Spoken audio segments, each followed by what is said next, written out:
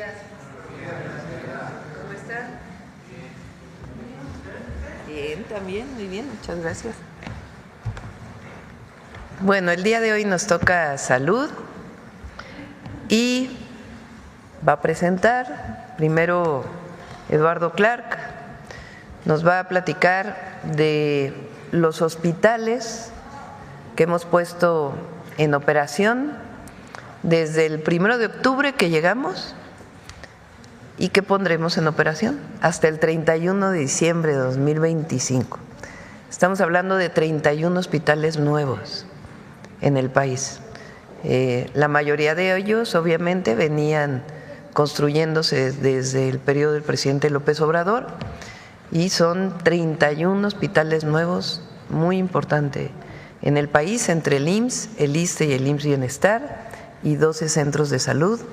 También nos va a platicar de los hospitales que estamos iniciando en 2025, del IMSS, del ISSSTE y del IMSS Bienestar.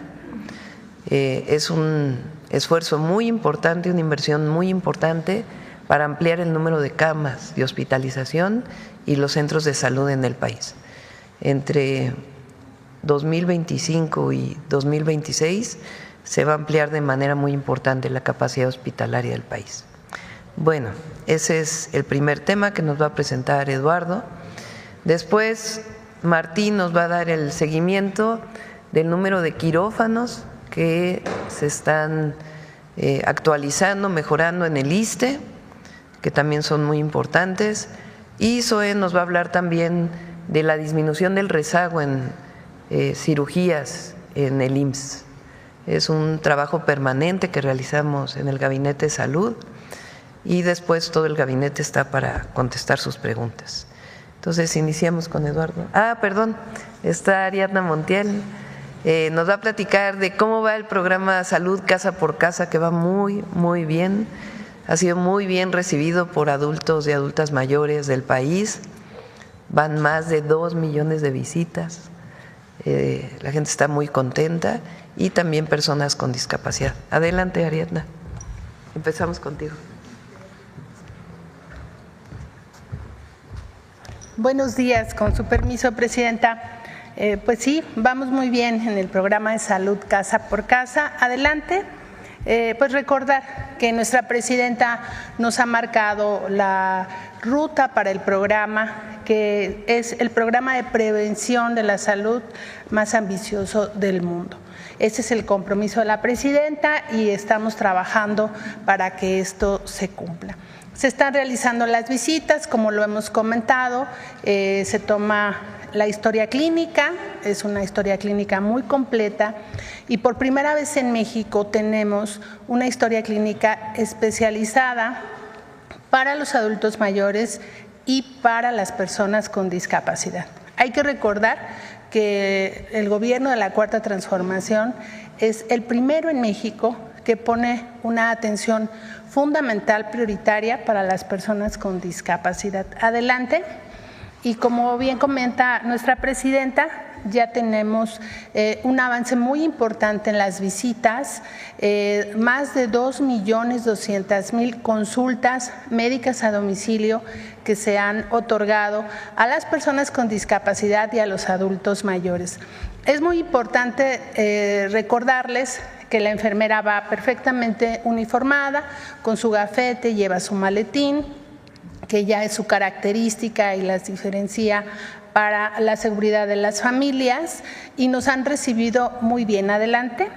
Y aquí tenemos algunas fotos de la atención que se da en el domicilio y también vamos teniendo ya un seguimiento que vamos a platicar poco a poco de todo lo que la historia clínica nos está dando, que obviamente analiza la Secretaría de Salud, todo el sector, de cómo podemos prevenir. Hoy sabemos qué enfermedades padecen los adultos mayores y también quién no tiene un diagnóstico. Así que las personas están contentas, les agradecemos porque nos abran la puerta de su casa, y el censo de bienestar también, para quien todavía no recibe la visita, ya estamos llegando seguramente el día de hoy a los 10 millones de personas donde las y los servidores de la nación han visitado su vivienda para consultarles si quieren ser parte del programa y también aplicar el cuestionario, que es un previo antes del levantamiento de la historia clínica a partir de las consultas. Y vamos a presentar un video. Muchas gracias. Gracias. Tengo 58 años de edad. Me otorgaron la pensión por discapacidad. Tengo una discapacidad motriz que me limita mucho para muchas cosas. Para mí el programa Salud Casa por Casa es algo que viene a ayudarnos mucho. Es una bendición tener un apoyo así, una ayuda así. No sé qué haríamos sin una ayuda de ese tipo. La revisión con la enfermera que me revisó, pues realmente me encantó mucho porque es una revisión general. Quedé yo bastante conforme, bastante feliz, bastante contento, agradecido con la presidenta Claudia Sheinbaum. ¡Qué emoción! Gracias, gracias, de todo corazón. Gobierno de México. Eduardo. Presidenta, con su permiso. Hola, muy buenos días a todos. Gusto saludarlos. Les queremos platicar y mostrar cada uno de los hospitales y centros de salud que hemos inaugurado este año y que estamos en proceso de inaugurar. Si me dan la siguiente. Para darles un breve resumen de qué ha pasado en el sector salud desde el 1 de octubre a la fecha y qué contemplamos que ocurra de aquí al 31 de diciembre, les comentamos que hoy ya hemos inaugurado 13 hospitales nuevos, así como 9 clínicas y unidades de medicina familiar. Y antes del 31 de diciembre estaremos inaugurando y poniendo en marcha otros 18 hospitales nuevos y otras 3 clínicas y unidades de medicina familiar. ¿Qué significa esto? Que en el periodo del 1 de octubre del 2024 al 31 de diciembre del 2025 estaremos inaugurando 31 hospitales nuevos en todo el país y 12 clínicas y unidades de medicina familiar. Y les queremos mostrar una por una las que hemos inaugurado y las que vamos a inaugurar. Siguiente.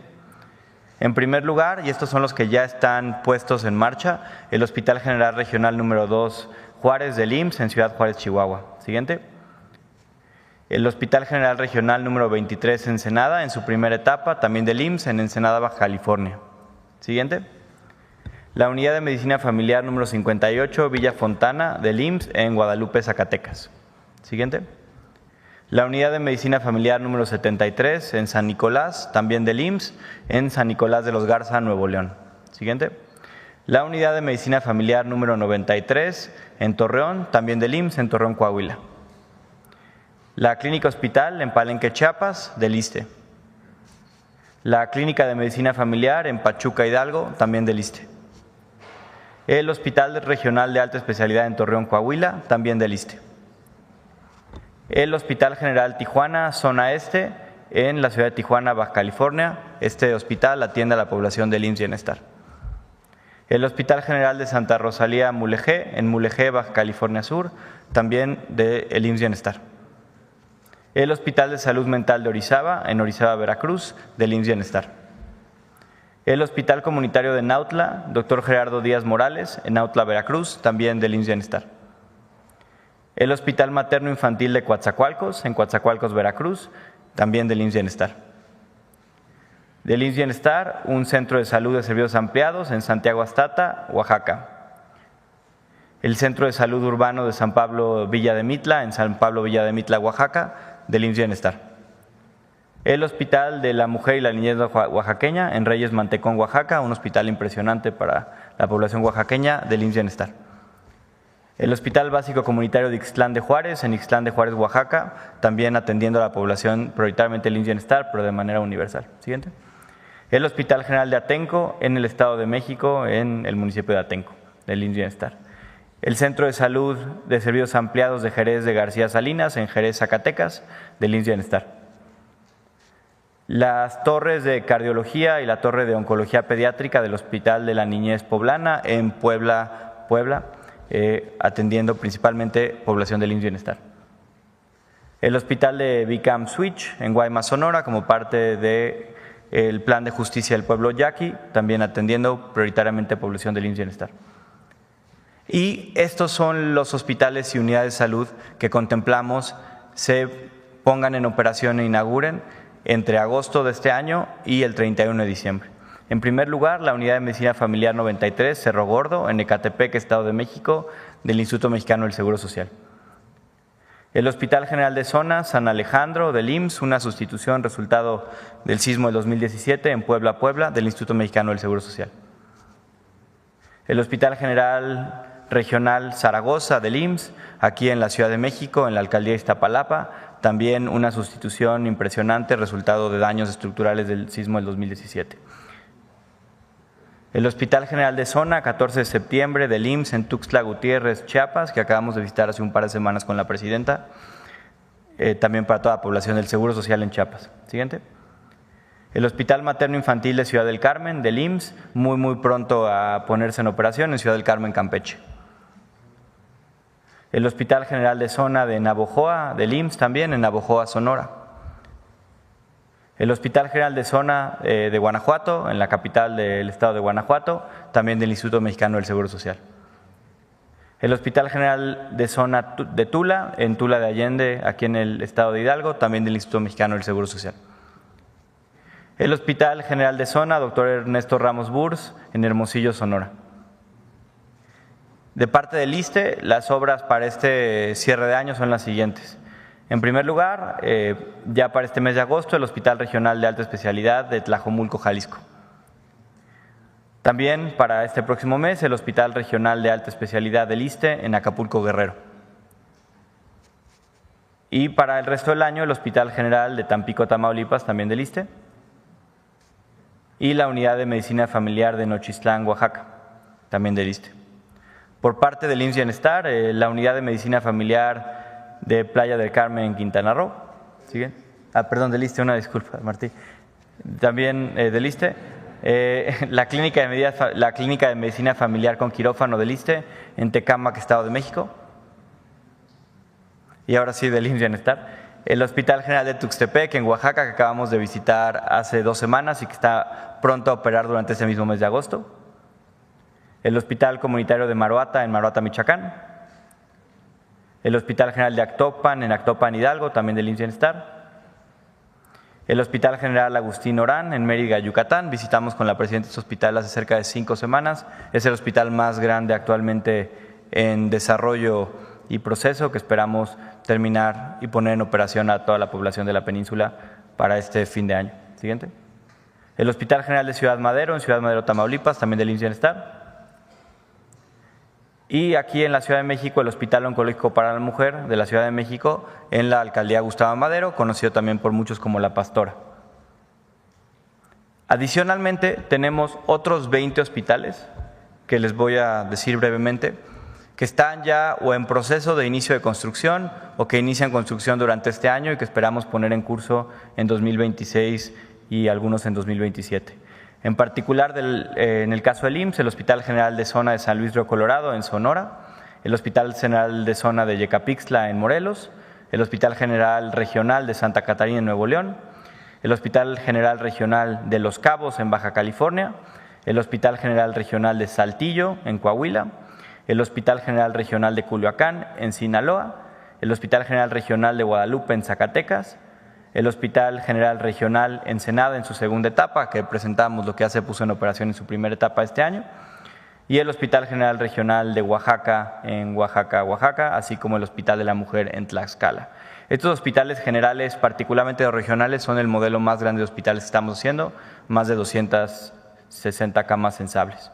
Por el caso del ISSSTE, el Hospital Regional de Alta Especialidad en la capital de Oaxaca, el Hospital General de Chetumal, en el estado de Quintana Roo, el Hospital General Gonzalo Castañeda, aquí en la Ciudad de México hay un error, una disculpa, en la zona de Tlatelolco, la Clínica Hospital Cherán, en Michoacán, el Hospital Comunitario de Arantepecua, esto ya del IMSS Bienestar, en Michoacán, el Hospital de Alta Especialidad de Nayarit, el Hospital General de Jiutepec, en Morelos, el Hospital Básico Comunitario en San Felipe, Jalapa de Díaz, en Oaxaca, el Hospital General de Cárdenas en Tabasco y ya más pronto a terminarse el Hospital General de Carrillo Puerto en IMSS Bienestar, que también visitamos hace algunas semanas con la presidenta, así como el Hospital General de Chetumal en Quintana Roo. En resumen, 31 hospitales y 12 clínicas que se inauguran entre el 1 de octubre y el 31 de diciembre de este 2025, y además 20 hospitales más que ya están en inicio de proceso de constructivo o por iniciar esa construcción durante este año. Como pueden ver, un plan increíblemente ambicioso de infraestructura. Además, esto se complementa, y si me dan la siguiente lámina, con el proceso urgente que estamos realizando, prioritariamente, de mejoras y incremento de capacidad de personal para poner a máxima capacidad 256 quirófanos en el IMSS, IMSS Bienestar e ISSSTE. El doctor Martí Batres platicará más sobre el ISSSTE en algunos minutos, pero en particular 99 quirófanos del IMSS Bienestar que estamos trabajando en reparaciones desde mesas, lámparas, aires acondicionados para que operen al 100%, mejorar lo que ya está, así como completar los equipos quirúrgicos para que operen en su máxima capacidad en todos los turnos. 77 quirófanos del IMSS y 80 quirófanos del ISSSTE, 256 quirófanos que esperamos rindan su mayor capacidad durante este 2025 y algunos en 2026. Muchas gracias.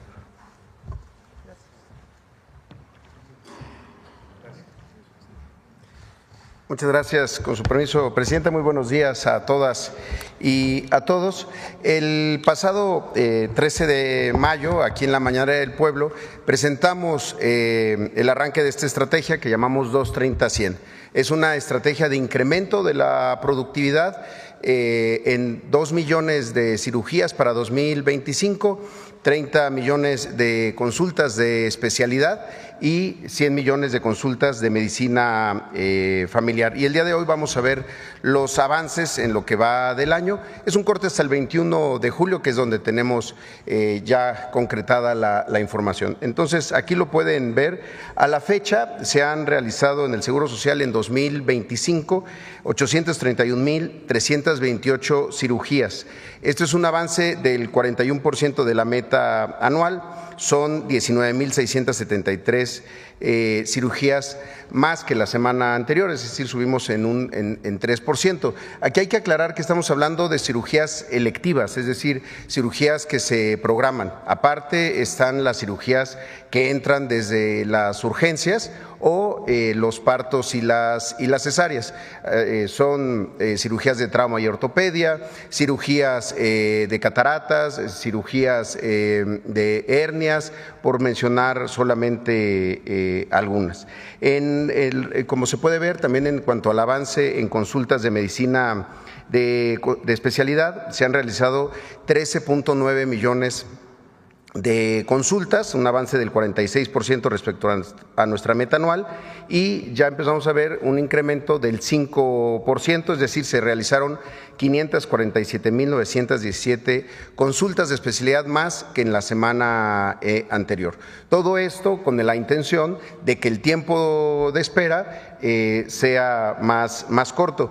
Y como vemos en la última, en las consultas de medicina familiar, la consulta que ocurre en las unidades de medicina familiar, el primer nivel de atención de el IMSS, se han realizado 57 millones en lo que va del año, un avance del 57% respecto a la meta anual, y son 2 millones más respecto a la semana anterior.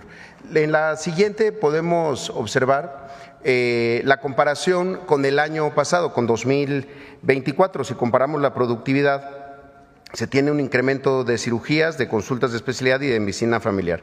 En cirugías este año se han realizado 43,308 más que el año anterior para el mismo periodo, digamos hasta julio. En consultas de especialidad se han hecho 479,000 consultas de especialidad más que lo que llevábamos a estas alturas del año en 2024, y en consultas de medicina familiar 2.8 millones de consultas más que el año pasado, es decir, un incremento del 5%. Ahora, esto en la que sigue, por favor, se ha logrado con diferentes estrategias. ¿Por qué se están realizando más consultas o más cirugías que en 2024? Primero, si bien ya se habían rehabilitado muchos quirófanos, más de 1,000 quirófanos que entre 2023 y 2024 rehabilitamos. Se adquirió equipo, se creció también en personal médico y con la estrategia 230-100 se realizaron las siguientes estrategias. Se contrató a 5,339 plazas que se tenían o vacantes o insuficientes en equipos quirúrgicos sobre todo. Recordemos que para realizar una cirugía, además de la cirujana o el cirujano, el personal de anestesia, también se necesita todo un equipo desde las personas que preparan el quirófano hasta quienes lo limpian al final de la cirugía. Entonces, se incrementaron este número de plazas, también se aperturaron turnos vespertinos para aprovechar al máximo la capacidad instalada. En algunos casos, en algunos hospitales, el turno vespertino estaba subutilizado y también en algunos hospitales aperturamos un turno nocturno de 10 de la noche a 3 de la mañana para realizar algunas cirugías. Además de esta rehabilitación de 54 quirófanos, también se transfirieron pacientes entre hospitales para optimizar recursos. Siempre se han estado haciendo llamadas a pacientes que estaban en espera para ofrecerles algún turno, una fecha, una cita para la realización de su cirugía y se han llevado a cabo jornadas de cirugía de cataratas, de hernia y de próstata que ha tenido un buen impacto en la productividad. Y finalmente queremos destacar estos estados que sobre todo en la parte de cirugía han tenido un muy buen desempeño en lo que va del año. Tabasco, que incrementó en 36% el número de cirugías respecto a lo que había hecho el año pasado. Coahuila, que pasó de 28,000 a 36,000 también respecto a 2024. Yucatán, que tuvo un incremento del 13%. Michoacán también incrementó en 12%. Morelos y Jalisco, que tuvieron ambos estados un incremento del 10%. En el caso de Jalisco se pasó de 55,000 a 61,000 cirugías. Sonora, que tuvo un incremento del 8%, Guerrero un incremento del 7%, también gracias a que se terminó la rehabilitación del Hospital General Regional número 1 Vicente Guerrero en Acapulco, que se dañó durante el Otis, y Querétaro, que pasó de 17,000 a 18,000, un incremento del 7%. Es lo que queremos informar el día de hoy, Presidenta. Y si me lo permite, ayer aquí en la mañanera nos instruyó dar respuesta a una pregunta que surgió de Luis Piña, de los reporteros, que habló de un convenio con el que se han entregado recursos a Fundación Azteca. No es así, queremos aclarar, desde hace mucho tiempo, como se sabe, el IMSS tiene una oferta cultural, concursos, talleres de iniciación artística en muchos lugares, centros de seguridad social y en los teatros del IMSS. Lo que se hizo en julio del 2023 fue un convenio para la instalación de orquestas, que nunca implica en ninguna parte del convenio transferencia de recursos.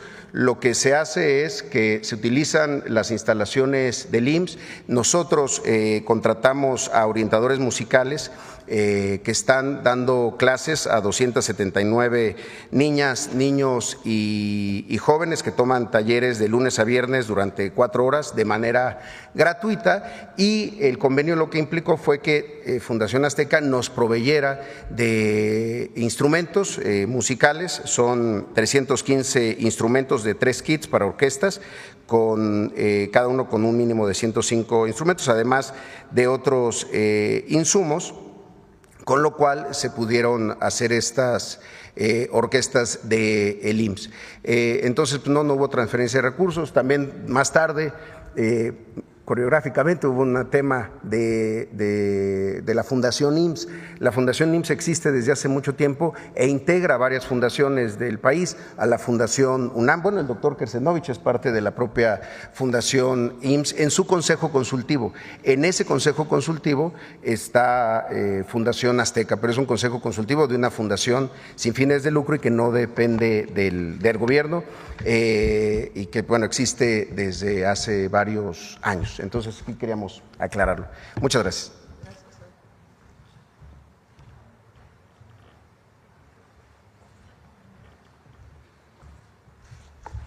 Buenos días, Presidenta. Buenos días, compañeros de los medios. Solamente una precisión, porque es probable que hayamos pasado un nombre equivocado. En el caso de la clínica para inaugurarse este año en el Estado de México es Tecámac. Creo que se dijo Tultepec, si no me equivoco, pero si no, revisamos, debe ser Tecámac. Bueno, como ustedes saben, presentamos un programa de mejoramiento de quirófanos, de 80 quirófanos del ISSSTE, que consiste en equipamiento, mobiliario, instrumental, mantenimiento, obra y asignación de personal. En relación con este programa quiero dar algunos avances. Número 1, en el Hospital Valentín Gómez Farías, que está en Zapopan, Jalisco, se renovó el equipo del aire acondicionado que impedía que trabajaran los 8 quirófanos que están en el hospital. Están trabajando plenamente. Número 2, se concluyó la reconstrucción de 2 quirófanos de la Clínica Hospital de Reynosa, Tamaulipas, y estos se encuentran trabajando también totalmente. Número 3, concluyó la construcción de 2 nuevos quirófanos en la Clínica Hospital de Tapachula, Chiapas. Estos quirófanos se están equipando. Número 4, se construyó un nuevo quirófano en la Clínica Hospital de Guasave, Sinaloa, y ya está en funcionamiento. Número 5, se remodelaron 6 quirófanos en la Clínica de Cirugía Ambulatoria 1 de octubre y se están equipando. Número 6, se cambió de categoría una clínica de medicina familiar en Córdoba, Veracruz, donde ya existía un quirófano, pero no se podía utilizar porque no tenía la categoría de clínica de medicina familiar con especialidades y quirófano, y ya se hizo el cambio institucional correspondiente y la semana pasada se estrenó el quirófano, ya se hicieron cirugías en este quirófano que está totalmente equipado. Número 7, se están realizando las últimas pruebas del funcionamiento de los equipos de 2 nuevos quirófanos en el Centro Médico Nacional 20 de noviembre. La obra civil de los nuevos quirófanos está concluida al 100% y solo estamos afinando el funcionamiento de los equipos. En próximos días estarán funcionando. Número 8, concluyeron los trabajos de obra mayor en 2 quirófanos de la Clínica Hospital en Ensenada, Baja California. Vamos a continuar con el equipamiento. Número 9, iniciaron los trabajos de obra mayor en 4 quirófanos de la Clínica Hospital Constitución en Monterrey, Nuevo León. Número 10, acaban de iniciar los trabajos de obra mayor en un quirófano del Hospital General Darío Fernández de la Ciudad de México. Este quirófano se va a rehacer totalmente. Número 11, concluyó el mantenimiento correctivo de aire acondicionado que sirve a 3 quirófanos del Hospital General Fernando Quirós en la Ciudad de México. Número 12, concluyó el mantenimiento correctivo de aire acondicionado de 2 quirófanos de la Clínica Hospital de Chilpancingo, Guerrero. Y número 13, se están realizando trabajos de mantenimiento correctivo en este momento del aire acondicionado en 2 quirófanos de la Clínica Hospital de Altamirano, Guerrero. Esto quiere decir que son 36 quirófanos o que ya fueron reconstruidos, rehabilitados y están en funcionamiento, o que están en proceso de ser rehabilitados y puestos en operación. Muchas gracias, Presidenta. Bonito día. Bueno, pues muy importante el esfuerzo. 31 hospitales nuevos a diciembre 31 de 2025, entre el 1 de octubre y el 31 de diciembre, y 12 centros de salud o unidades de medicina familiar del IMSS, 20 hospitales que inician este año entre el IMSS, el ISSSTE y el IMSS Bienestar, es decir, estamos hablando de 51 hospitales que se van a inaugurar pues entre este año y el próximo año, algunos a principios del 2027, y estamos hablando de, a ver si no hice mal la cuenta, de 260 quirófanos. Es decir, van a estar en operación en diciembre de este año 260 quirófanos que no estaban funcionando por diversas razones. Se está comprando todo el equipamiento, arreglando y contratando a todos los médicos especialistas o enfermeras especialistas que se requieren para avanzar en estos quirófanos. Ahí en los lugares donde no hay suficientes médicos especialistas, estamos generando un programa especial para que médicos especialistas puedan ir de un lugar a otro, quedarse 2 días o 3 días, operar y regresarse a su lugar de origen. Pero el 31 de diciembre del 2025, 31 hospitales nuevos y cerca de 260 quirófanos en operación. Bueno, esta es la buena noticia. Vamos a ver aquí. Gracias. Buenos días, Presidenta. Joana Flores, de Grupo ASIR. Sobre este tema, para tener una idea de lo que se está invirtiendo en esta infraestructura hospitalaria, ¿cuánto están destinando para estos 31 hospitales y 12 clínicas? Entiendo que muchos vienen de la administración pasada.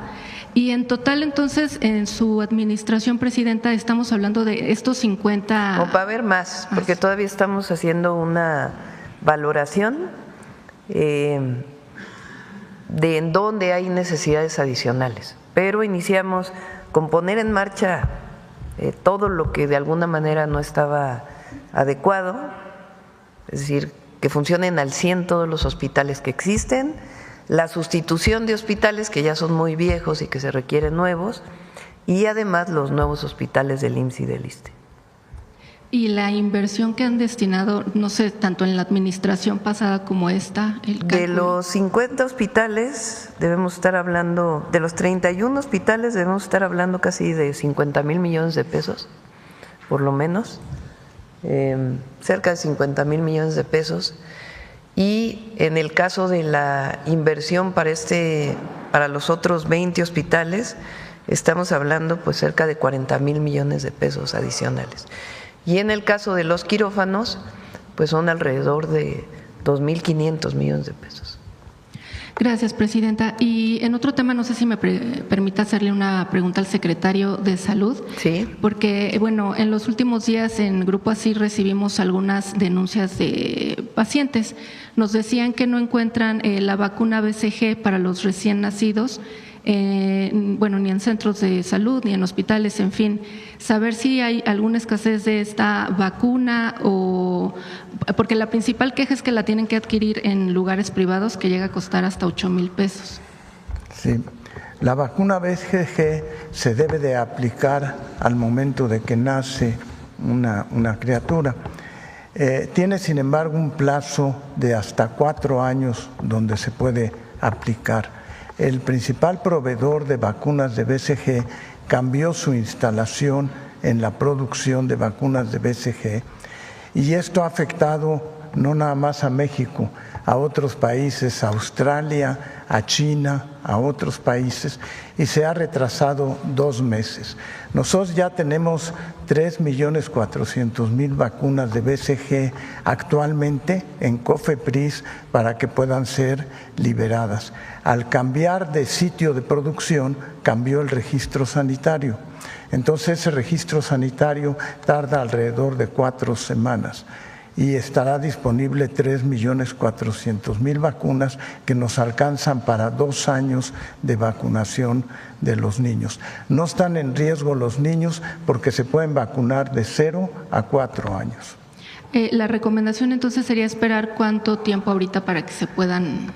El tiempo oficial es de 4 semanas. Nosotros estamos tratando de que se libere más pronto. Esto está sucediendo en varios países y espero que la tengamos lista en 4 semanas. Y nada más, ¿de dónde a dónde cambió de ubicación? Cambió de ubicación en la India, en donde la planta productora cambió de planta productora de BCG. Y precisamente por la gran necesidad que ha habido de vacuna de BCG, que es la vacuna para proteger contra tuberculosis a los niños.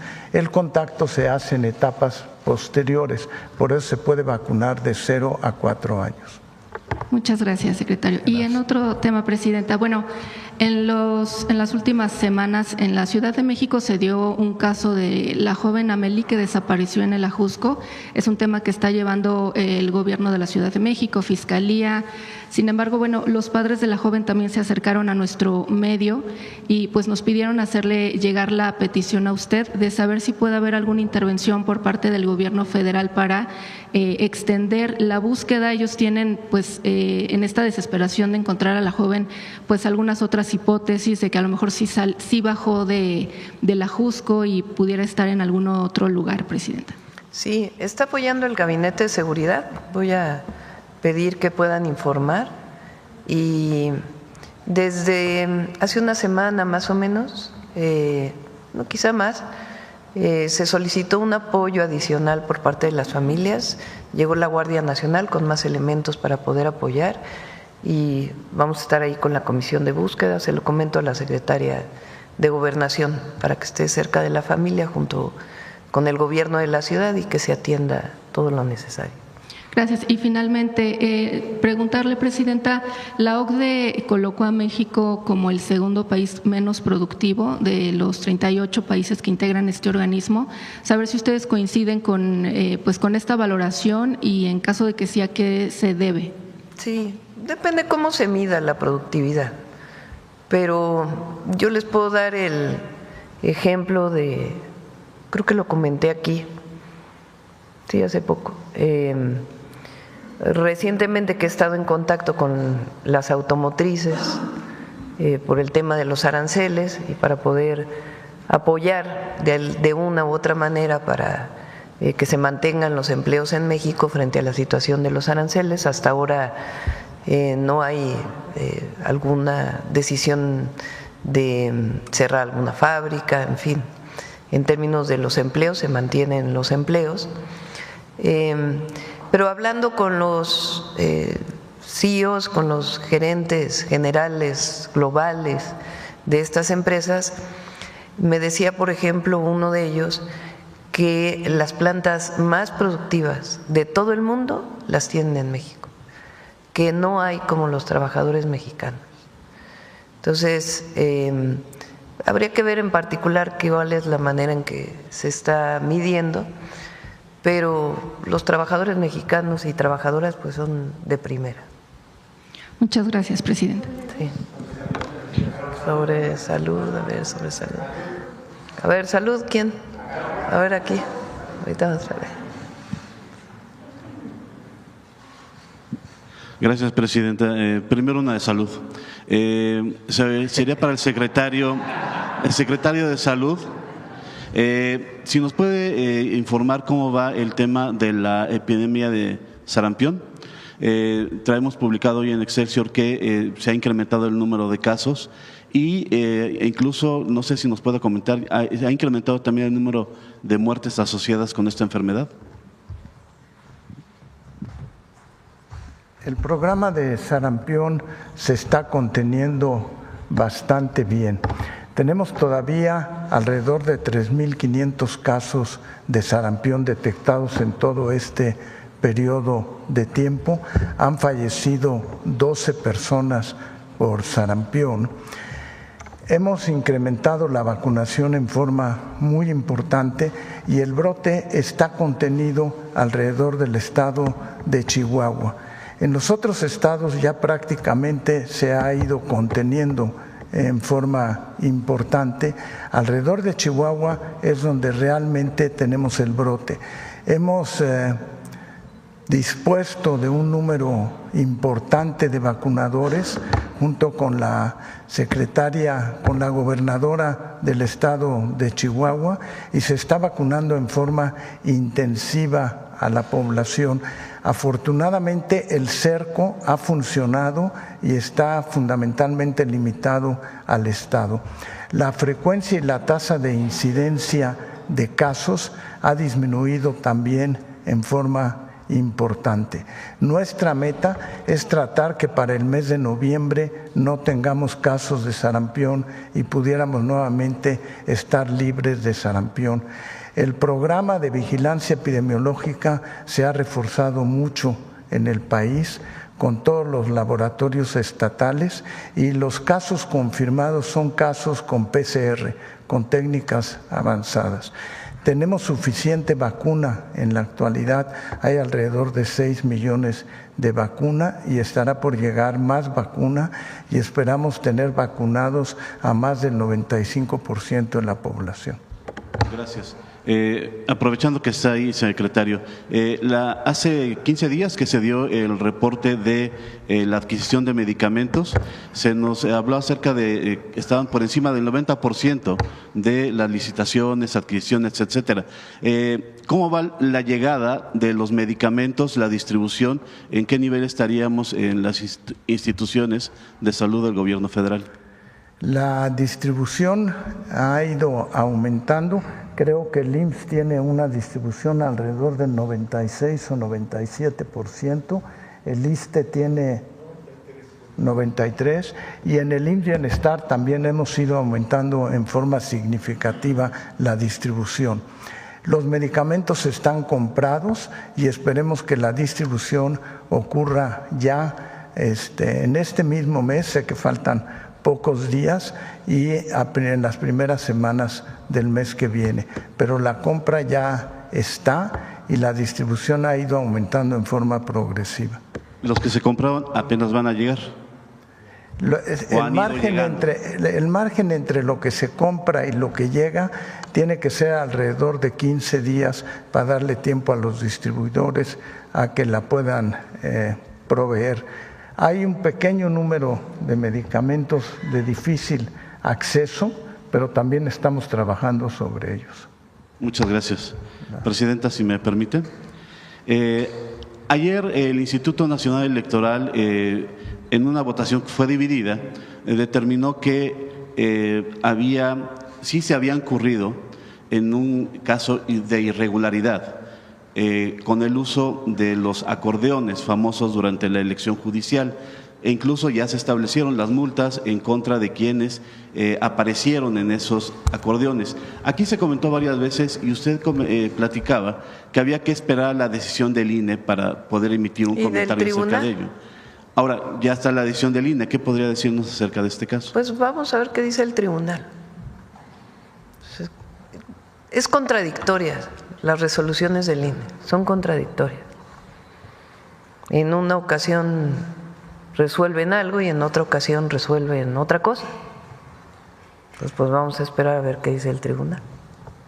Entre ellos estarían incluso los futuros integrantes de la Corte, que estarían también incluso multados. O sea, también dijeron en algún momento en el INE que el tema de los acordeones no había influido. Y después ahora resuelven otra cosa y votan distinto unos consejeros y otros. Pues vamos a ver qué dice el tribunal. Como yo lo dije, no se hubiera explicado la diferencia en la votación si se hubiera orientado a una u otra persona. O sea, ¿cómo es posible que el presidente de la Corte, Hugo Aguilar, tenga más votos que el PRI, por cierto, y sea el de mayor número de votos, y el que le sigue tenga la mitad de los votos? Si hubiera habido un acordeón, pues todos hubieran tenido el mismo número de votos.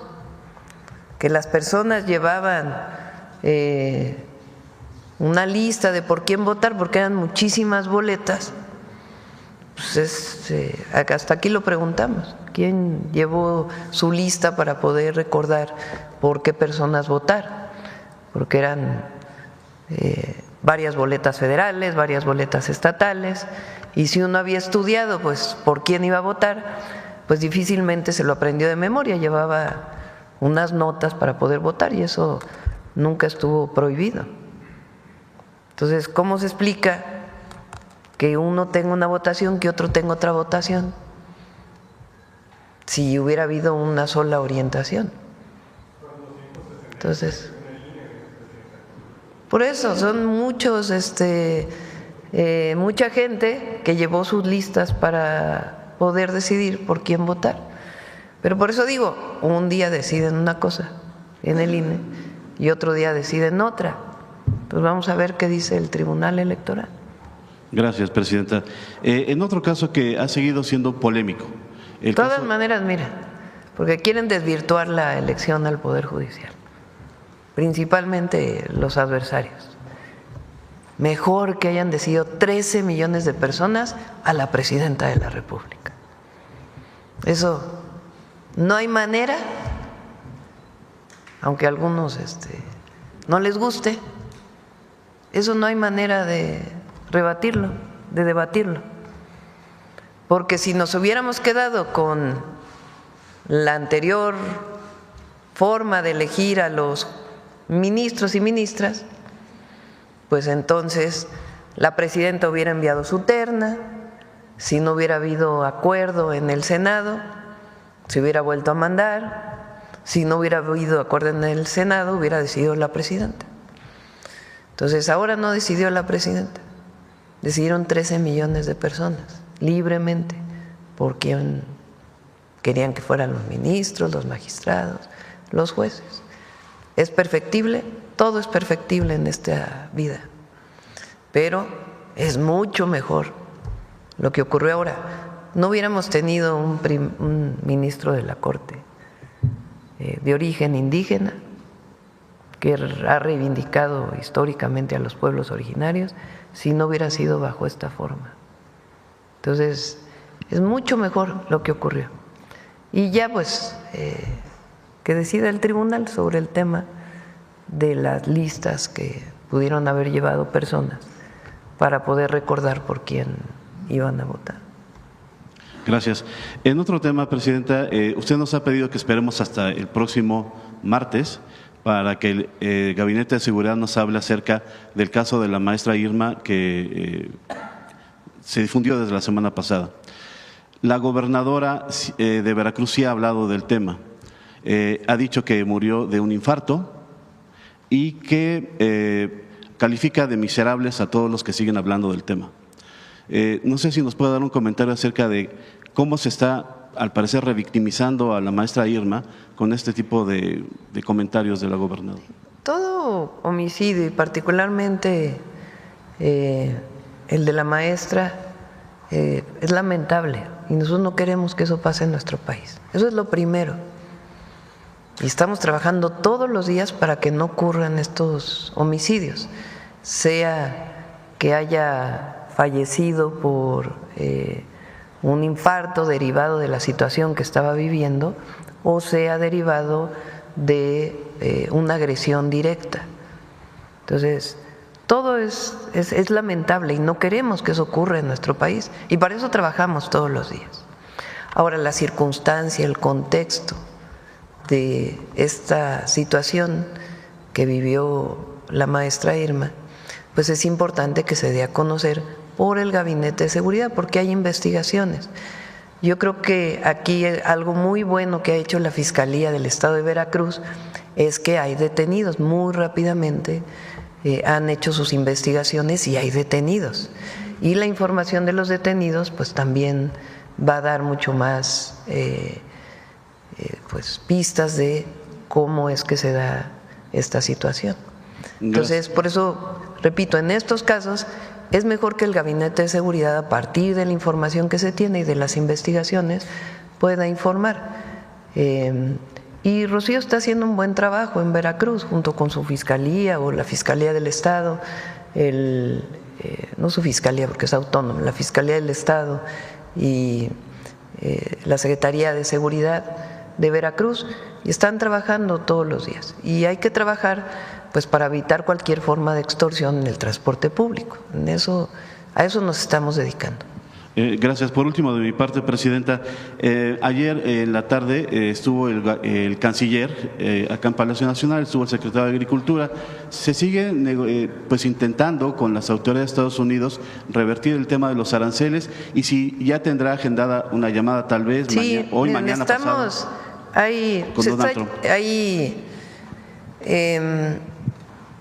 Fue un equipo la semana pasada, estuvo allá.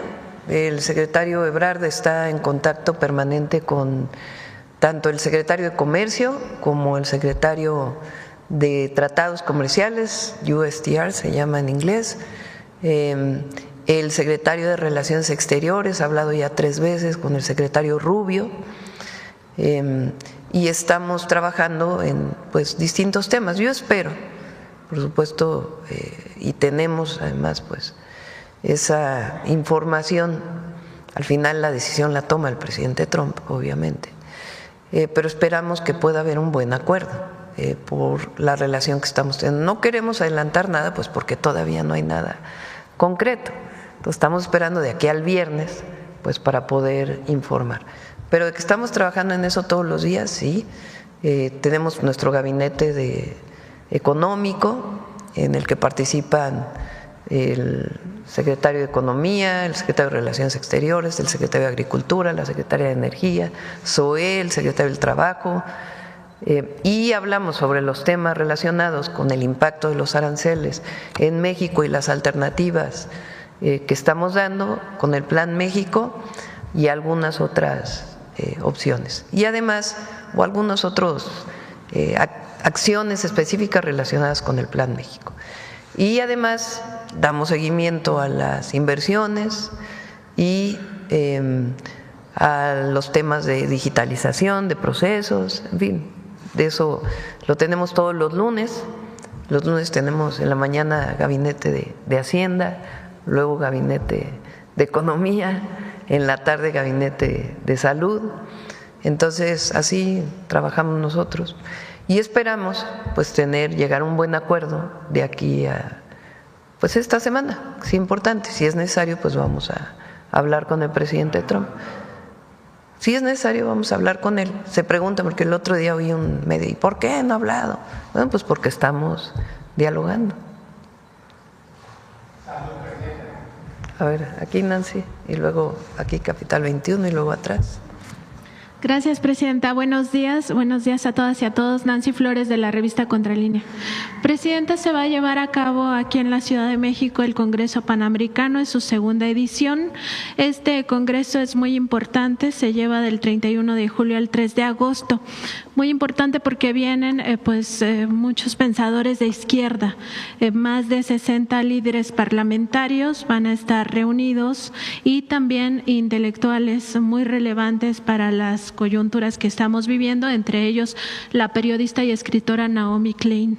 En este encuentro se espera que se aborden temas humanitarios muy relevantes, el genocidio en Gaza, las deportaciones masivas de migrantes, también la emergencia del cambio climático, entre otros. Se espera que se aborde la acumulación de la riqueza en muy pocas manos y todo el sistema especulativo que ha generado el neoliberalismo a nivel global, así como la defensa y la lucha de los pueblos por sus democracias y sus soberanías frente al avance de la ultraderecha global.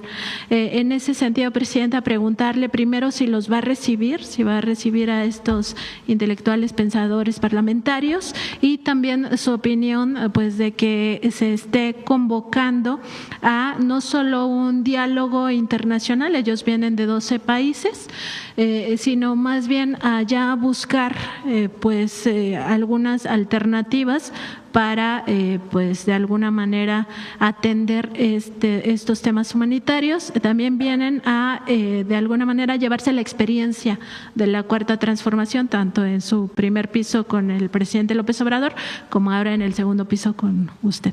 Sí, van a estar compañeros del Gobierno de México participando. Es muy importante generar el debate nacional e internacional sobre las grandes alternativas de la humanidad. La situación que estamos viviendo pues es un momento especial y de grandes cambios en el mundo, y al mismo tiempo de reivindicación de proyectos basados en el humanismo. Entonces, que se conozca lo que es la Cuarta Transformación, los logros de la Cuarta Transformación, la visión, el pensamiento, qué le dio origen, de dónde venimos, los movimientos sociales, políticos que le dieron cuerpo y forma a la transformación, el protagonismo del pueblo de México en esta transformación. Pues es muy importante que se conozca.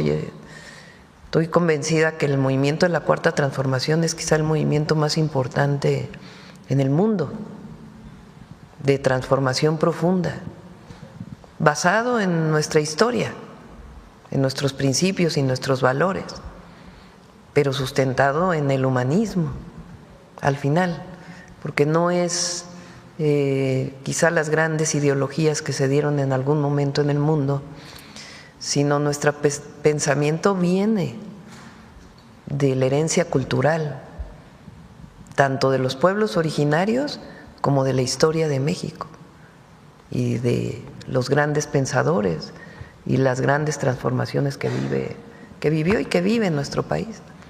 Entonces me parece muy importante y también conocer pues lo que se vive en otros lugares del mundo. Nuestra visión siempre va a ser el impulso del humanismo frente a la avaricia, frente al odio, frente a la discriminación, frente a la desigualdad, frente a todo ello, el humanismo. ¿Y los va a recibir, Presidenta? Estamos viendo, porque pues justo viene esta semana, con sus complicaciones, entonces vamos a ver si los podemos recibir, pero ahí van a estar varios secretarios del Gobierno de México. En otro tema, Presidenta, hemos consultado en la revista Contralínea a economistas que nos han hablado del papel que debería de estar jugando en estos momentos el Banco de México. Ello porque, bueno, se advierte que México, como muchas economías en el mundo, no se ha descolonizado en el tema financiero. Y esto lo que significa es que la banca central se centra sobre todo en la política del tipo de cambio en vez de aportar desde sus propias políticas, y esto no tiene nada que ver con si son decisiones técnicas o no. El banco tiene políticas específicas que no han acompañado la industrialización del país. Ellos recomiendan, estos economistas que hemos venido consultando, recomiendan que desde la banca central pues se incentive también el tema de las infraestructuras a través de estos créditos que salgan del propio Banco Central para la banca de desarrollo, y que esto no generaría de ninguna manera inflación porque iría directamente a infraestructura y a crecimiento, y además incentivaría el mercado interno. Hasta ahora el Banco de México pues sigue teniendo estas digamos formas de operar que vienen del propio neoliberalismo. Hay muchos neoliberales todavía en el Banco de México y también han utilizado la autonomía para evitar la transparencia en sus decisiones, para tomar decisiones a espaldas del pueblo, y no han estado realmente a la altura de este momento histórico que vive nuestro país.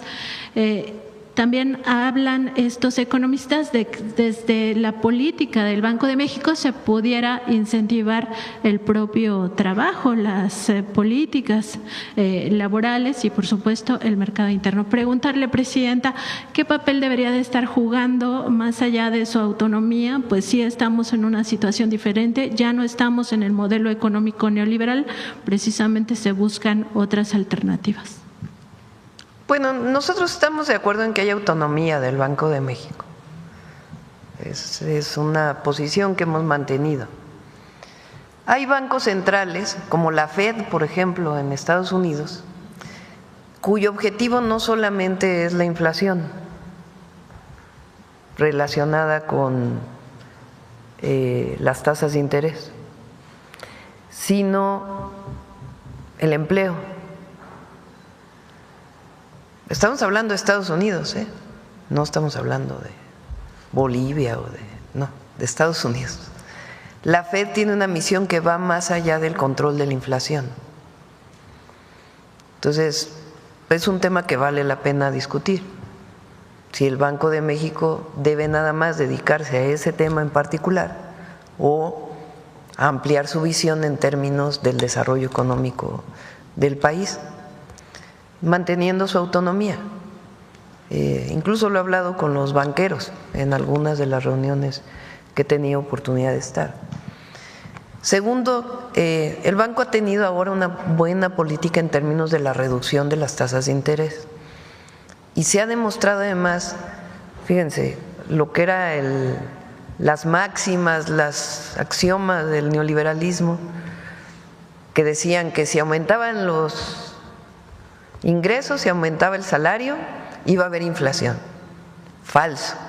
Ha aumentado a más del doble y se ha contenido la inflación.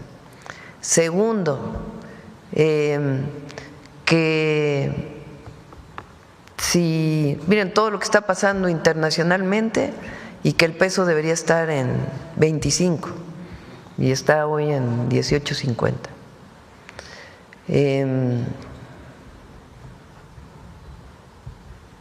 Que las tasas de interés, si bajan las tasas de interés, inflación de inmediato. Pues no. ¿Qué importancia tiene que bajen las tasas de interés? Pues que si hay una tasa de interés más baja hay más inversión, porque cuando está a 12, 13, 15% la tasa de interés como llegó, pues la gente prefiere guardar su dinero en el banco que invertir, entre otras cosas. En cambio, cuando van bajando las tasas, y además para quien pide un préstamo, pues hay una tasa más baja. Entonces, se han roto muchos paradigmas que se manejaban, que se decían durante el neoliberalismo.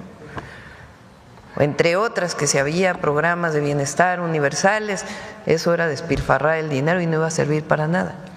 Pues no solamente eso ha disminuido la pobreza y la desigualdad, sino que es un motor importantísimo del mercado interno. Entonces, vale la pena discutirlo. Hay muchísima gente que trabaja en el Banco de México y que hacen análisis y análisis y análisis y análisis. Y sería muy bueno que muchos de esos análisis fueran públicos, que se conocieran. Ellos tienen informes cada determinado tiempo. Entonces sí, que el Banco de México, respetando su autonomía, puede ayudar más, yo creo que sí. No tenemos pensado ahorita cambiar ni constitución ni leyes para que no se asusten, no, sino sencillamente que entre los mismos bancos, por ejemplo, se plantee la discusión de las tasas de interés, la necesidad de que el sistema financiero nacional otorgue más préstamos, más créditos a pequeñas, a medianas empresas. Somos el país que menos créditos da de toda América Latina, porque está la banca de desarrollo, pero la banca de primer piso pues es la banca comercial. Entonces sí es importante. En la última reunión de la Asociación de Bancos se firmó un acuerdo para disminuir las tasas para pequeña y mediana y todavía pues no avanza eso.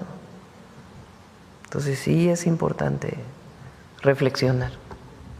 Sí, también porque las altas tasas, pues como siempre, benefician al sistema especulativo y no contribuyen a la industrialización de los países, y también porque desde su política el propio banco podría de alguna manera pues aplicar que México no tenga que salir a pedir créditos a las instituciones internacionales, sino que desde el propio México se financien los grandes proyectos. En otro tema, Presidenta, ayer Petróleos Mexicanos presentó su informe del segundo trimestre 2025 y reportó pues una utilidad neta de 60,000 millones de pesos. Preguntarle cómo va el tema de la reestructuración y también si ya tienen fecha para que se presente el mismo. Yo espero que el jueves podamos presentarlo aquí y después se presentaría de manera más amplia en una reunión para todos los interesados. Hemos estado trabajando mucho en Pemex en varios sentidos. Uno, en el fortalecimiento como institución pública, como una empresa del pueblo de México. Reducir el número de consejos de administración a un solo consejo de administración e integrar verticalmente la empresa ha sido algo importantísimo, importantísimo, porque ahora son decisiones que se toman entre Pemex Refinación o Transformación, entre producción y exploración, pero no cada una tiene su consejo aislado, sino que todo se toma en una sola decisión. Los consejeros ciudadanos pues no tienen aquellos grandes asesores, sino sencillamente son consejeros ciudadanos que dan su opinión frente a la situación de Pemex, todos ellos pues reconocidos. Con Secretaría de Hacienda, Secretaría de Energía y Pemex se trabaja de manera muy importante en instrumentos financieros. Recientemente se hizo uno que fue muy exitoso para poder disminuir la carga que tenía Pemex este año de pago de amortizaciones e intereses. Salió muy bien. Y también pues la visión de largo plazo de Pemex. ¿Hacia dónde va Pemex? ¿Cómo va a producir 1.8 millones de barriles diarios? O 1.7 y el 100,000 los privados que todavía siguen participando después de las rondas de 2013. ¿Cómo va a avanzar la refinación? ¿Cómo va a aumentar la eficiencia de todas las refinerías? ¿Cómo avanza la petroquímica, que ya hay una inversión mixta para la producción de fertilizantes en Escolín? En fin, es un trabajo muy minucioso, muy detallado, el pago a los proveedores que estaba pendiente, los instrumentos financieros para darle la viabilidad. En fin, es un trabajo de Secretaría de Hacienda, Energía y Pemex muy, muy detallado, y espero que el jueves lo podamos ya. Hoy tengo reunión con ellos ya para cerrar y espero que el jueves podamos presentarlo. Presidenta, y por último, preguntarle cómo va el tema del combate a la corrupción en el sector salud. Hemos estado investigando acerca de los modus operandi que se han venido presentando desde hace muchísimos años, pero que todavía estarían enquistados en el sector. Uno de ellos tiene que ver con el tráfico de información privilegiada. Hay dos maneras en cómo estaría operando. Una de ellas es que las empresas fabricantes se alían o se asocian con terceras empresas que no son fabricantes, que son más bien como tipo intermediarias, donde detrás de ellas habría funcionarios o exfuncionarios que todavía tienen nexos con el sector y que pues a través de esta sociedad pues obtienen información privilegiada de los procesos licitatorios, licitan por debajo de los precios y obtienen los contratos por tener una mejor oferta. Esto aunado a que en muchas áreas del propio sector se había dejado de hacer investigación de mercado. Y la segunda forma de cómo se trafica información privilegiada, hay un caso emblemático que es muy conocido en el sector, que se le conoce como el niño de la cangurera. Es un joven funcionario que primero estaba en Birmex y ahora está en la Secretaría de Salud, que porta una cangurera, literal, una de estas bolsas que se atan a la cintura, donde pues trae no solamente fajos de dinero, sino también dispositivos USB con información de las licitaciones públicas. Esta información la vende de acuerdo con contratistas a 300,000 pesos y además pues es información que acaba beneficiando a grupos de poder, grupos de corrupción al interior. Entonces preguntarle, Presidenta, pues cómo va este asunto, cómo va la limpieza. Sabemos que es un trabajo que viene desde el sexenio pasado, sin embargo pues sigue habiendo pues muchísimo tema. Hay funcionarios que vienen todavía de la administración de Miquel Arreola, por ejemplo, que estarían pues en todo este proceso todavía involucrados. La mejor manera de mostrar que se ha hecho un proceso transparente en esta ocasión es la cantidad de recursos que se han ahorrado, incluso frente a la administración del 2024 de la compra de medicamentos, que ya redujo mucho desde el 2018. Es un ahorro de 35,000, 50,000 millones de pesos. Vean ustedes. O sea, de lo que se iba a comprar en 2 años, que eran 300,000 millones de pesos, el ahorro que se logró comparado con los años anteriores, que ya venía de un ahorro adicional, es de 50,000 millones de pesos. Es la mejor manera de mostrar pues que hubo un trabajo muy minucioso. La situación que vivimos por ahí de enero, febrero, afortunadamente la vimos. Eso nos retrasó un poco la entrega de medicamentos, sí, pero decidimos parar cualquier conflicto de interés o corrupción que se pudiera presentar. Y también se amafian las farmacéuticas, hay que decirlo. Las que ya supuestamente habían ganado con sobrecostos y que hablan con otras farmacéuticas para evitar que participen y se asocian. Entonces, en este caso, y el trabajo que hizo Eduardo y por supuesto Raquel Buenrostro, nos ayudaron a darnos cuenta y paramos cualquier daño patrimonial que pudiera haber habido, porque se paró antes de que se adquirieran los medicamentos. ¿Cómo fue esto? En efecto, algunas personas se pusieron de acuerdo con farmacéuticas, en algunos casos para decir o para firmar el contrato, ya en la última partecita del proceso, para firmar el contrato y asignarlo a empresas que tenían sobrecosto, o en algunos casos descalificar a algunas empresas que tenían costos bajos, diciendo que no era viable técnicamente tener esos precios.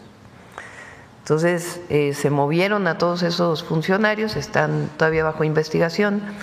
Como no se hizo el daño patrimonial, pues tienen una sanción distinta a que si hubiera habido daño patrimonial. Y cambiamos pues a una buena parte del equipo de Birmex, que había llegado con nosotros también, y otros que estaban, en efecto, desde la época de Peña, ahí. Entonces, ese es un buen ejemplo. ¿Qué pasa luego con las farmacéuticas? Y hay que decirlo, se comprometen, firman el contrato, quedan de entregar el medicamento en 15 días, pasan los 15 días y no han entregado el medicamento. Ahora lo que queremos hacer para las nuevas compras es un esquema de compra completamente distinto, fíjense. ¿Son cuántas claves? 4.500, hay licitación para cada clave. Imagínense ustedes lo que eso significa. Entonces, el objetivo es llegar a una situación en donde se diga el precio mínimo de este medicamento es este. Si no lo provee este laboratorio y este otro lo tiene y tiene su certificado, se sustituye este por este, sin necesidad de toda la burocracia esta tremenda que hay asociada a la compra de medicamentos. Y bueno, si hay una denuncia en particular contra un funcionario, pues se revisa, se lo damos a la Secretaría Anticorrupción. Gracias, presidenta. A ver, aquí el… Buenos días, presidenta, muchas gracias. José Manuel Fuentes, de Capital 21, corazón de la capital. Preguntarle sobre el tema del cablebús que va a conectar Tlalpan con Coyoacán, si nos podría dar más detalles de esta obra. Y también un tema que hay que destacar es que después de 10 años que usted gobernó esta alcaldía, pues fue muy bien recibida, se pueden ver en las fotos y en los videos. Tlalpan. Pues ahí viví 30 años. Ahí muchos de ustedes todavía me siguieron desde ahí. Sí, Tlalpan es la delegación, la alcaldía, todo se llamaba delegación, la alcaldía con más superficie de toda la Ciudad de México. La mitad de la alcaldía son bosques, ahí está la comunidad con más territorio. Fíjense, la Ciudad de México es muy interesante porque la mitad del territorio formalmente es bosque y suelo de conservación, cultivos. Por supuesto ha ido avanzando la mancha urbana, pero todavía hay una conservación muy grande. Y en la propiedad de la tierra de esa zona, en un 90% sigue siendo propiedad social de comunidades y ejidos, principalmente en el sur de la Ciudad de México. Y la alcaldía de Tlalpan pues tiene la comunidad que tiene el territorio más grande, que es la comunidad de Topilego, con 10,000 hectáreas.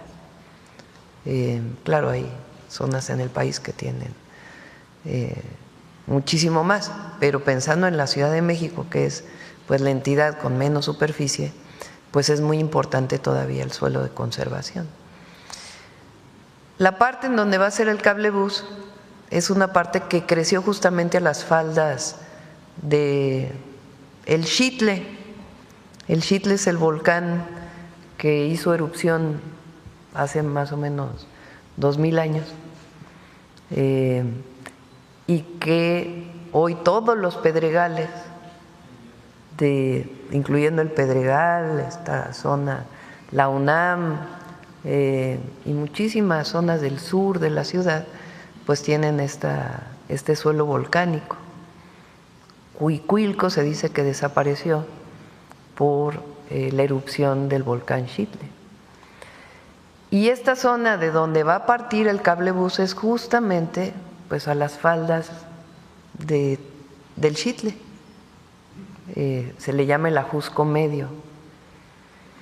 Y creció en su época por muchas invasiones y asentamientos que se fueron dando. Estamos hablando hace 60, 70 años. Y todas bajan por una sola carretera, la carretera Picacho-Ajusco. También pues es las faldas del Xitle y una parte de Pico del Águila.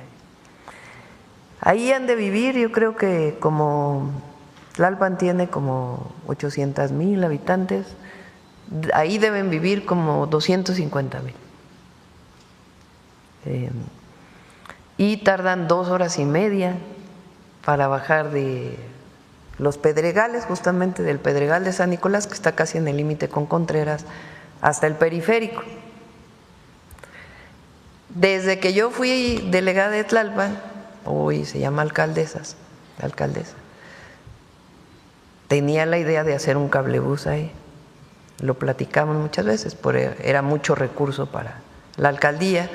Después, como jefa de gobierno, hicimos primero el de Cuautepec, en Gustavo Madero, el de Iztapalapa, el de Constituyentes, y ya no nos dio el recurso, que más se atravesó la pandemia, para hacer el de Tlalpan. Entonces, ahora que ganó Clara, le dije, pues, si te parece, el primer cablebús que hagamos es el de Tlalpan. Ella tiene la idea de hacer otro en Milpalta y otro para Contreras. Creo que son 3, ¿no? O 4, no sé cuántos, 3 por lo menos. Entonces, vamos a aportar los recursos del de Tlalpan y lo va a construir la Ciudad de México. Entonces fue la visita a todas estas colonias, se llama Héroes de Padierna, Lomas de Padierna, Cultura Maya, en fin, hasta el Pedregal de San Nicolás, sección 1, sección 2, sección 3, sección 4. Entonces, todos ellos van a poder bajar en el cablebús hasta el Metro CEU. Entonces, en vez de hacer 2 horas y media, van a hacer 40 minutos si vienen de la punta más alta. Y pues quitándose de el estrés que provoca el tráfico y el ir en el micro o en el RTP, pues ya van a ir viendo el paisaje, donde se puede ver desde el Pico del Águila hasta el Xitle. Entonces es un proyecto muy bonito. Los cablebuses, los teleféricos urbanos, pues son para estas zonas de mucha concentración urbana en las partes altas. Se pensaban que los teleféricos solo eran para las zonas de nieve, pero Bolivia hizo en La Paz un programa de mi teleférico muy exitoso en la época de Evo Morales. Petro hizo su teleférico cuando fue alcalde de Bogotá. En Medellín también hicieron un teleférico. De ahí tomamos la idea y le llamamos el cablebús. Y en la Ciudad de México pues están los cablebuses más largos. Y ahora el de Tlalpan va a ser el más largo de todo el mundo porque va a ser más de 11 kilómetros. ¿Y cuánto va a durar la obra si se tiene la fecha? Pues yo creo que por lo menos 1 año y medio, por lo menos. Pues vamos a apoyar ahí a la ciudad, lo que necesite. ¿Y qué empresa la va a hacer? Tienen que licitar, todavía apenas viene la licitación, son 4,500 millones de pesos de inversión, se le va a dar el recurso a la ciudad y la ciudad licita. Y en otro tema, hay 2 empresas que hacen cablebuses en el mundo de este tipo. Una empresa austríaca, de Austria, se llama Doppelmayr, y una empresa italiana que se llama Leitner, creo. Creo que sí, a ver, chéquenle, a ver si no me equivoco. En la ciudad uno lo hizo Leitner hizo el de Iztapalapa, Doppelmayr con empresas mexicanas, el de Cuautepec, y después creo que Doppelmayr también hizo el de Constituyentes. En otro tema, Presidenta, que también tiene que ver con la capital, la jefa de gobierno, Clara Brugada, presentó ayer una iniciativa al Congreso de la Ciudad de México para el Sistema Público de Cuidados, para que esto sea ley y que pues esto quede garantizado de que vengan los gobiernos que vengan, pues tengan la obligación de construir más centros de cuidado de desarrollo infantil. Preguntarle cómo su gobierno va a apoyar pues esta propuesta de la jefa de gobierno, pero también aprovechando que está Zoe Robledo, preguntarle cómo van estos centros de cuidado en Chihuahua. Adelante, Zoe. Muchas gracias, Presidenta. Y bueno, un poco aparejado también a lo que se decía hace rato sobre la productividad de nuestro país en estas formas de medirlo. Nosotros creemos y la Presidenta planteó desde hace tiempo el Sistema Nacional de Cuidados y en particular el tema de los cuidados infantiles. Por eso se transformó de fondo el modelo de guarderías del IMSS para llegar a los CECIS, los Centros de Educación y Cuidado Infantil. Los primeros ya se están construyendo, concluimos en octubre allá en Ciudad Juárez, pero hemos avanzado mucho más, porque no solamente es regresar la prestación directa al Seguro Social, eso es muy, muy importante, es decir, los modelos anteriores de subrogación, irlos desplazando por una prestación directa, mientras tanto van a continuar. Segundo, ubicarlos de manera estratégica ahí en donde hay mujeres trabajadoras que ahí viven o cercanos a sus lugares de trabajo. Esto es fundamental porque la participación de las mujeres en el mercado laboral está muy estudiado. Uno de los elementos que incrementa de manera importante es justamente tener un lugar a donde poder llevar a sus hijas y a sus hijos en la primera etapa, desde los 43 días hasta los 4 años, cuando empieza ya el sistema educativo de preescolar. Entonces, lo que estamos trabajando es en la ubicación de estos centros en el Estado de México, en la zona oriente, por ejemplo. Estamos como parte del plan integral del Estado de México Oriente, se están trabajando con los presidentes municipales en la ubicación de estos terrenos y además también con nuevos métodos constructivos que garanticen siempre la seguridad, pero también la posibilidad de construirlos de una manera mucho más rápida y eficiente. Entonces, la verdad que tenemos ahorita 200 en planeación, pero se están planteando llegar hasta 1000 centros de educación y cuidado infantil, que es lo que es necesario para nuestro país, para una política realmente de incorporación de las mujeres al mercado laboral. Muchas gracias. Y bueno, también preguntarle sobre temas tecnológicos, ya como mi última pregunta. Este fin de semana, Presidenta, se llevó a cabo una conferencia mundial de inteligencia artificial en China, donde se habló pues mucho de esta tecnología para poderla regular y también pues saberla promover para un desarrollo justo, para un mundo más equitativo y igualitario. Preguntarle cómo México se sumaría también su gobierno y también aprovechando que está el Plan México y los polos de bienestar. Recuerden cuando presenté el Plan México y estamos trabajando en ello, vamos a presentar muy pronto el Laboratorio Nacional de Inteligencia Artificial,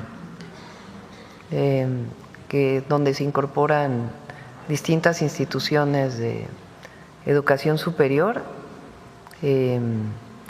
y también para el desarrollo tecnológico, que no solo sea el uso de la inteligencia artificial, sino el desarrollo. Aunque también, por ejemplo, estamos trabajando, ya prácticamente termina Claudia de dialogar o de preparar una iniciativa. ¿Se acuerdan que aquí se planteó lo de los doblajes, no? De actrices que se dedican al doblaje y que perderían su trabajo si se permitiera el uso indiscriminado de la inteligencia artificial, incluso el uso de sus voces, que no debe ser. Entonces está trabajando para regular, en particular en el tema del doblaje, el uso de la inteligencia artificial para proteger el empleo de estas grandes actrices, de estos grandes talentos de nuestro país. Y así en otros casos se tiene que regular. Por ejemplo, Europa hizo una regulación muy restrictiva. Estados Unidos acaba de sacar algunos lineamientos que es mucho más abierta. También son temas que tenemos que discutir, pero en particular el Laboratorio Nacional de Inteligencia Artificial lo vamos a presentar pronto. Ya también viene pronto el avance de Olinia, el avance del taller de diseño de semiconductores, que va muy bien, los satélites, que también van muy bien, la colocación de boyas para un sistema de medición y alertamiento de ciclones en el Pacífico, entre otros proyectos de investigación científica y desarrollo tecnológico. Y en el área de humanidades se está trabajando también en temas de lenguas indígenas y muchos otros temas. Muchas gracias, presidenta. Gracias. A ver acá al final, ya para terminar. Sí. Buenos días, presidenta. César Huerta, de la revista Polemón. Ahora no hay cierre los martes. Presidenta, al inicio del sexenio del expresidente López Obrador, se heredaron 317 hospitales y clínicas inconclusas, verdaderos elefantes blancos dejados por los gobiernos del PRIAN. Muchas de estas obras datan de los sexenios de Vicente Fox, de Felipe Calderón y de Peña Nieto. ¿Nos podría decir cómo va el proceso de esos hospitales, si se terminaron de concluir? Y también, pues, ¿qué representa para usted, presidenta, que ahora sí se estén construyendo estos hospitales que realmente funcionan y salvan vidas? Bueno, en realidad eran 80, ¿no?, hospitales. Ya todos están terminados, ¿es así? Los 80 se terminaron. El último fue el de Ciudad Juárez, que tuvo sus problemáticas, pero ya se inauguró y está funcionando. Y ahora, pues estos 31 que se inauguran desde octubre hasta la fecha son nuevos hospitales, y de los 20 nuevos, algunos son sustituciones de hospitales más antiguos, pero todavía hay hospitales, muchos de ellos estatales, que inició su construcción y se quedaron abandonados. Todavía. Ahí estamos trabajando para ver cuáles se pueden rescatar para terminarlos o cuáles de plano hay que hacerlos en otro sitio. Y la verdad va muy avanzado el programa de salud, es un gran equipo el que tenemos, muy trabajador, muy dedicado, con mucha convicción, y el programa Salud Casa por Casa nos está ayudando muchísimo.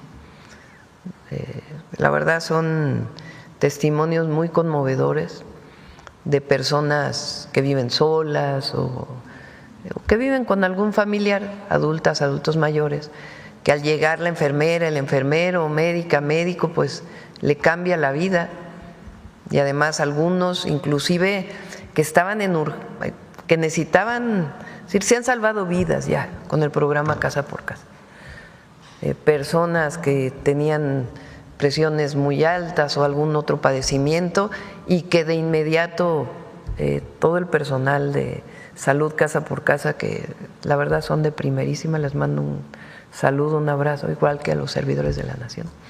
De inmediato toman la iniciativa, tienen su protocolo de cómo enviar los hospitales.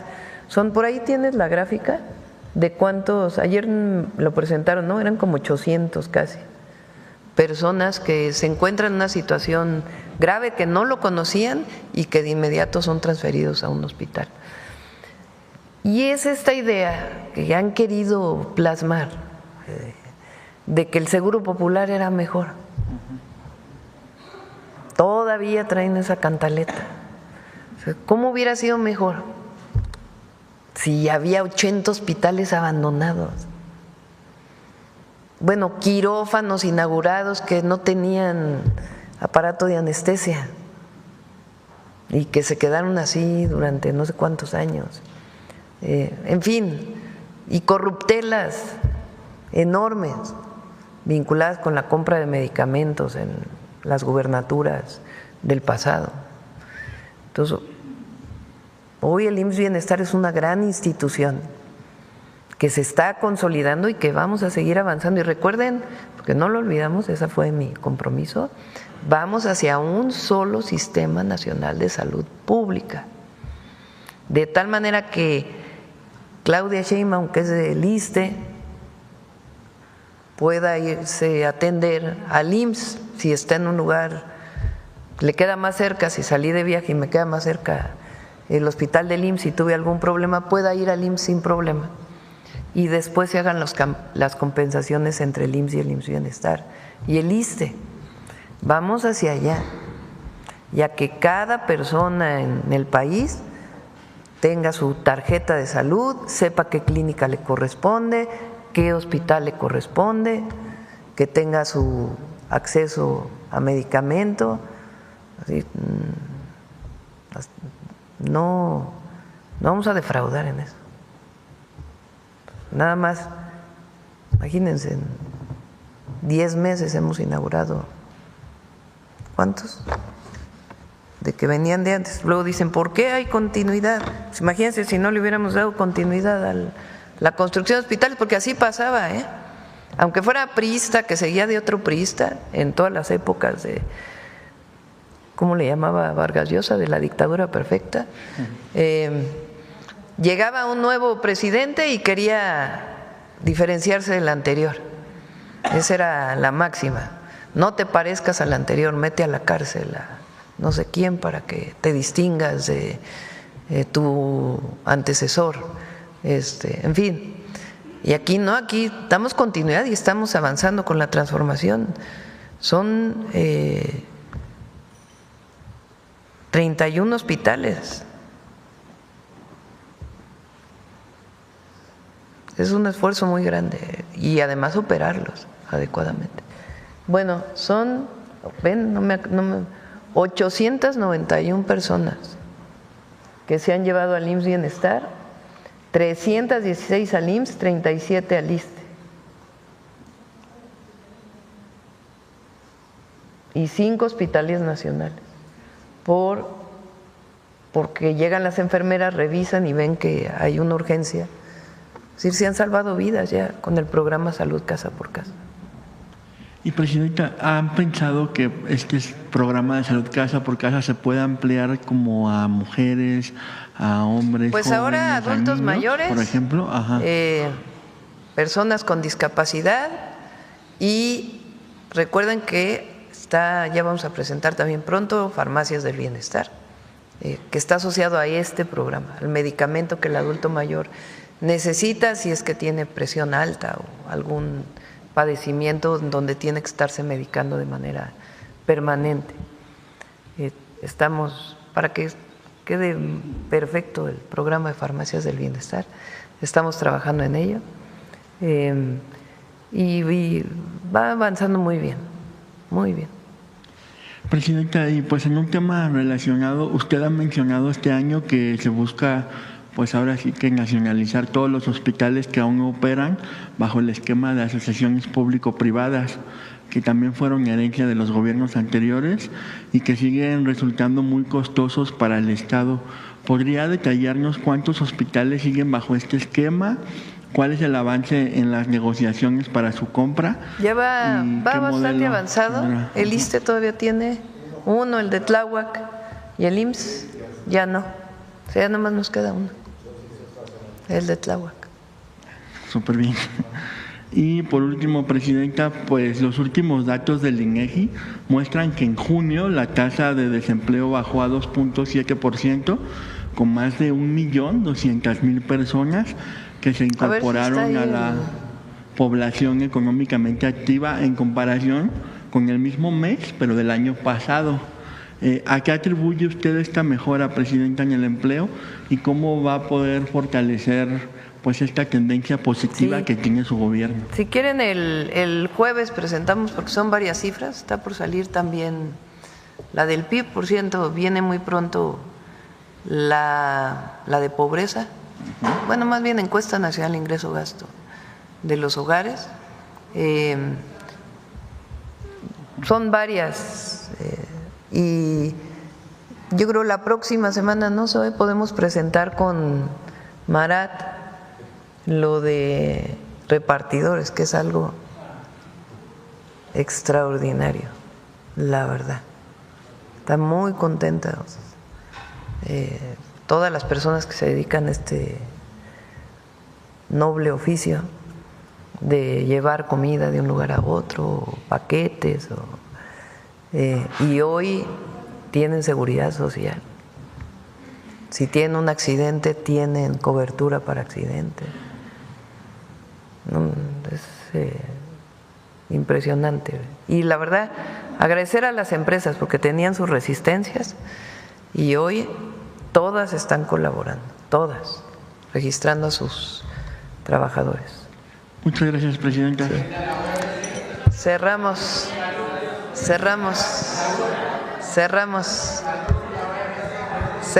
el día de hoy. Bueno, muchas gracias a todos. Nos vemos mañana. Buen día. Perdónenme las clavadistas, que acabamos de ganar más medallas, ¿verdad? Pues es que todos somos mexicanos y mexicanas y nos sentimos muy orgullosos de las clavadistas mexicanas. Mía y Lía Cueva, de 14 años de edad, obtuvieron esta madrugada el bronce en clavados sincronizados, trampolín de 3 metros femenil, en el Mundial de Deportes Acuáticos de Singapur 2025. Con ello, el equipo mexicano ha ganado 6 medallas, 4 platas y 2 bronces.